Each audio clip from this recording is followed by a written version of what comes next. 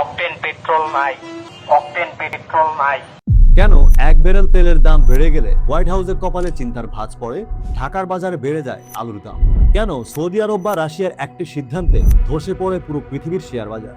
তারা ঠিক করে সেসব নিয়মকানুন। ধরেন আগামীকাল সকালে ঘুম থেকে উঠে দেখলেন পৃথিবীতে আর এক ফোঁটা তেলও অবশিষ্ট নেই। অকটেন পেট্রোল নাই, অকটেন পেট্রোল নাই।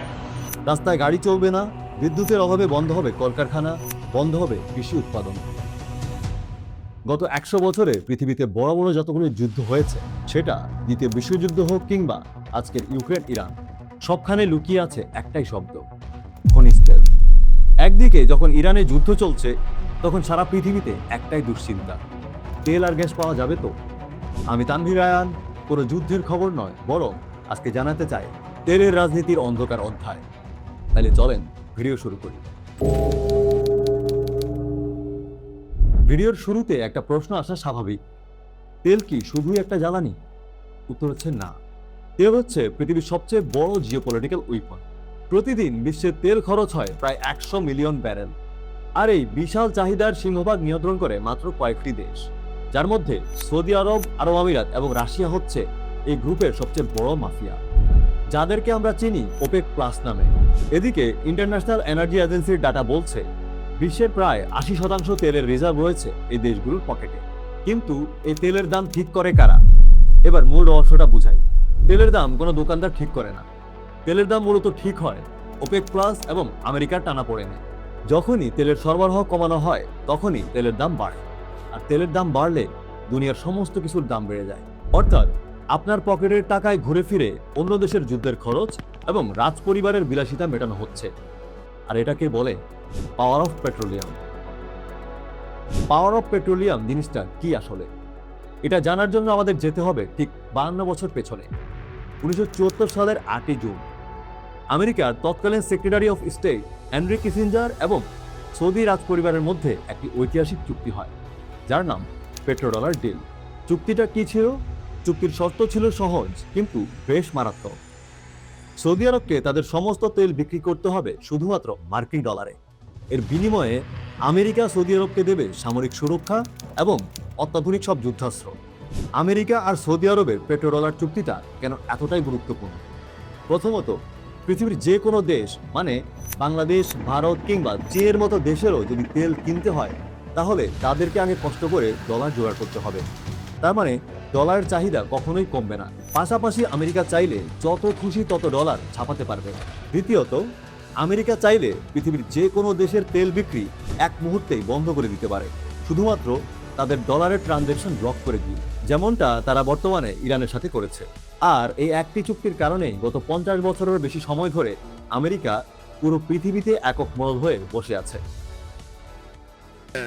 على السؤال اللي حاير لماذا العراق؟ شو سبب له؟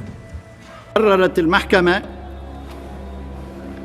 الحكم على المدان صدام حسين المجيد।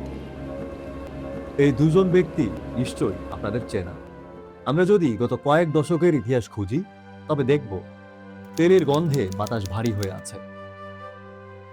সাদ্দাম হোসেন বা মুয়াম্মার গাদ্দাফি, তাদের অপরাধটা কি ছিল জানেন? তারা দুজনে চেয়েছিলেন ডলারের পরিবর্তে অন্য মুদ্রায় তেল বিক্রি করতে। ফলাফল দুজনেরই ক্ষমতার পতন এবং দুটি দেশের ধ্বংস। When U.S. Marines pulled Saddam Hussein off his plinth in Baghdad, the dictator was gone. But the country has been in chaos ever since. Fragmentation is the best single word.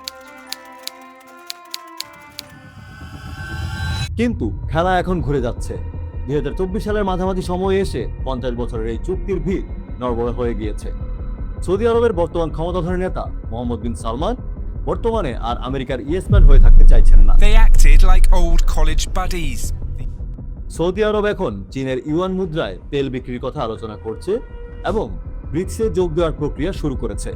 যদি সৌদি আরব একবার ডলারের হাত ছেড়ে দেয়, তাহলে আমেরিকার অর্থনীতি তাসের ঘরের মতো ভেঙে পড়বে। আর এর প্রভাব সরাসরি পড়বে আমাদের মতো উন্নয়নশীল দেশগুলোর উপর। তবে কি এবার সৌদি আরব সেই ঝুঁকির মুখে? আমেরিকা কি এত সহজে তার নিয়ন্ত্রণ ছেড়ে দেবে? রাশিয়া ইউক্রেন যুদ্ধ এবং মধ্যপ্রাচ্যের অস্থিরতা যে আসলে তেলের নতুন গডফাদার হওয়ার লড়াই, সেটা এখন দিনের আলোর মতো পরিষ্কার। কিন্তু আমরা যারা মনে করছি এটা শুধুই মধ্যপ্রাচ্যের বিষয়, তারা ভুল করছি। কিন্তু কেন সেটা একটু বলি। প্রতি বছর প্রায় 60 লাখ টন জ্বালানি তেল আমদানি করে বাংলাদেশ। লোহিত সাগরে একটা ড্রোন হামলা হলে কিংবা জাহাজ আটকালে আপনার নিত্যপণ্যের দাম বেড়ে যায়। অর্থাৎ গ্লোবাল পলিটিক্সের ড্রয়িং রুমে বসে যারা তেলের চাল চালছে তাদের বলি হচ্ছি আমরা সাধারণ মানুষ। তেল আছে বলেই পৃথিবী সচল, আবার তেলের লোভেই পৃথিবী আজ ধ্বংসের কিনারায়।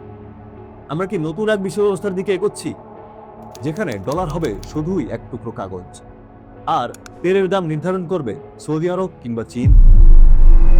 এখন আপনাদের কাছে আমার একটা প্রশ্ন, যদি সৌদি আরব কাল থেকে ডলারের পরিবর্তে অন্য মুদ্রায় তেল বিক্রি শুরু করে, তাহলে আমেরিকা কি বসে থাকবে? নাকি আমরা দেখতে যাচ্ছি ইতিহাসের সবচেয়ে বড় অর্থনৈতিক মহাযুদ্ধ? আপনার কি মনে হয়, বাংলাদেশ কি এই তেলের রাজনীতির ঝড় সামলাতে পারবে? কমেন্টে জানাতে পারেন আপনার মূল্যবান মতামত। বিশ্ব রাজনীতির এমন ব্যাখ্যা বিশ্লেষণ জানতে ফেসবুকে ফলো এবং ইউটিউবে সাবস্ক্রাইব করতে একদমই ভুলবেন না। দেখা হচ্ছে পরের ভিডিওতে।